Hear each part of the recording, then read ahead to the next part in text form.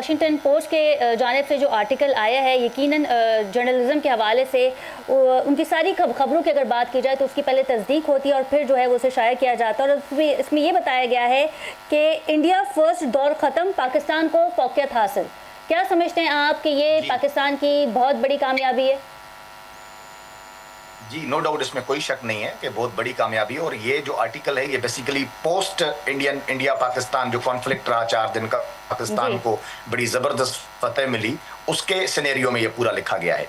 देखें, इस वक्त हमारी साइन हुए हैं अमेरिका के साथ। अमेरिका डायरेक्टली इन्वेस्टमेंट्स करेगा पाकिस्तान में, मिनरल्स में, पेट्रोलियम में।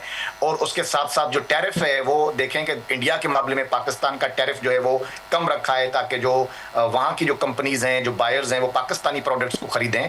अब इसमें इसके जो असरात होंगे, लाजमी बात है जब आप इस तरह के मुआहदे करते हैं तो वो एक दिन में तो उसके असरात नजर नहीं आते, वो आने वाले दिनों में जरूर नजर आएंगे।